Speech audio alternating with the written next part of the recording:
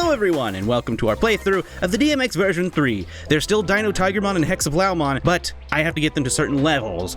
Over here, we need to get them to level 7. We could go to level 10, but then they turn into Gonkomon apparently, and as you can see, I kind of already have that situated. We're actually on course to getting something pretty special. It's something that's not exactly a secret anymore, but we are on course to getting a super duper ultimate. If we want, we don't have to. You know, no one says that we absolutely have to. And then Dino Tigermon would need level 10, ideally perfect care. So level 7, level 10, I just want them to turn into something different. It seems like this is where the Blaumon Bulkomon line ends. I was under the impression that they had evolutions all the way to Mega, but according to Humulos's handy dandy growth chart, which again is not 100% accurate, it's a fan thing, it doesn't have to be accurate, no one's holding them to that, but I don't see anything beyond Hexablaumon. So just one last look at their face, because apparently this is where that sweet exclusive Chinese Digimon line ends. Where is it? Yes, there it is. It's been good. It's been good, my son. I mean, you're not going anywhere. Perhaps, if you will, off to boot camp, but not anywhere like you're not dying or anything. You're still my son. Sorry, don't worry. It's not boot camp. It's not boot camp. Don't panic. It's not boot camp. It's boot camp. But we're not gonna let them know until it's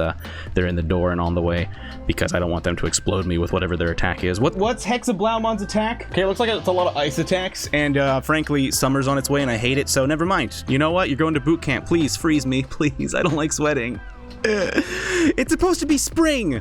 Okay, it's April, and right now in my town there are nothing but sunny days, and it's hot, and I don't know what's happening. It also is happening at a pretty bad time, considering we're all supposed to be staying inside, not going outside and touching people. So it's been kind of tough for people. Me less so, because I don't go outside even on like a perfect, day. My idea of a perfect day, by the way, is some clouds. Actually a lot of clouds. 63 degrees, I'd say that's my perfect day. So, this whole sun and 82 degrees thing, it's not for me. So some good news and some bad news. It was announced yesterday that the Digimon Adventure Reboot would no longer be simulcasting or even broadcasting in Japanese, considering the COVID-19 situation. They didn't go into specifics about how COVID-19 was affecting the situation, but look, there's so much stuff in animation that at least I don't know.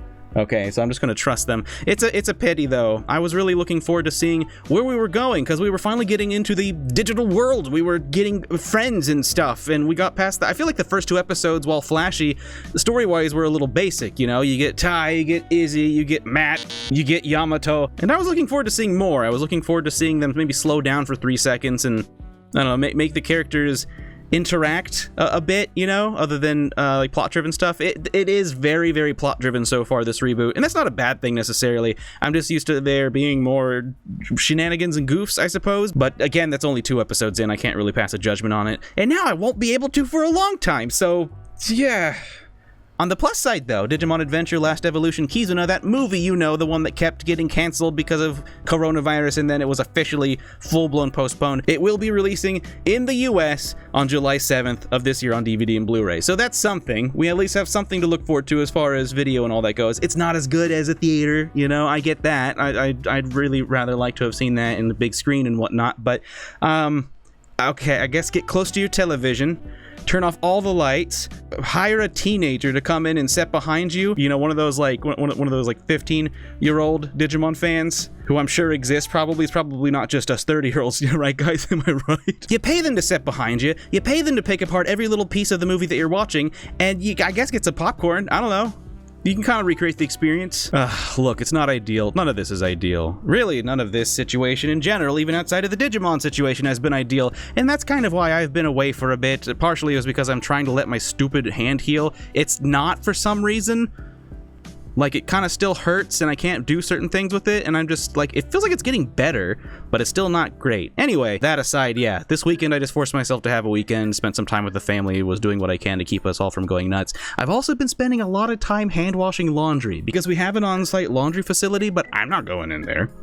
Okay, that is like a high traffic area, and we aren't in the best part of town, and I know one of these suckers around here has coronavirus. Let's take a sidestep here and let's talk about other virtual pet news. Pre-orders came and went for a virtual pet crossover between Evangelion and Tamagotchi. It's another one of those Tamagotchi mini things like the Eevee Tamagotchi. I wasn't too excited for it myself, so I passed on the pre-order, namely because I never saw Evangelion. I never saw Neon Genesis Evangelion. I'm sorry. I know, there's a lot of 80s, 90s anime that I missed out on because I was too busy just getting whatever happened to be at Blockbuster. I saw Ranma when I was like 10. My mom got mad about that because my grandma got it for me, and I don't think she understood that anime could sometimes have boobs in it. But, you know, I think I'm fine for it. I think, in fact, I might be a better person for it. I think Ranma's awesome. But no, I didn't see Evangelion. I never saw Akira. Those things are on my to-watch list, the same list as Digimon Tamers. And if I ever get around to finding the time to watching those things, the first thing would be Digimon Tamers anyway. So yeah, I passed on it. Those will be releasing in June, though. If you were able to get a hold of a pre-order, please update us in our virtual pet channel, in our Discord when you get them, because I'm still curious, and I know there are a lot of our community that are curious on what that device looks like and kind of how it runs. And by the way, before we get on into this next segment, this here, what's the community doing with their virtual pet things in our Discord, we do have a channel specifically for posting and sharing virtual pets. The channel is called Chilling with V Pets. If you post your things in there, keep in mind they might end up in a future video. Just a heads up. And then one more thing before we get into this, I can't feature everyone that's posting in the Discord. If I were uploading videos every day like I'm supposed to be doing, then it would be possible, but seeing as how lately things have been so busy and so hectic, and I've been only uploading a video every other day, and this last weekend I took a break, it's just kind of hard to hit everyone without turning my video into mostly just talking about everyone else's virtual pets. Of course, I do want to feature everyone, but if I end up missing you, I'm sorry. I'm trying my best to get everyone I can. There's a lot of cool things out there. For instance, Terra Graphica has combined their Quadramon babies into Examon, Big Dragon, Big Lance, and are now raising a Gabumon into a Skull Mammon. Such a little brother syndrome they're going to have. You know, could you imagine Examon? They're not even X-antibody, and looking at them and imagining trying to do line art for that thing makes my hand cramp. I feel it. It's throbbing at the thought of having to draw all that. The point is, they're huge, they're powerful, their actual data entry talks about how they are such a massive sized Digimon as far as like storage size goes that they weren't even able to be seen. We weren't aware of them because they were so big, technology at the time couldn't even render them.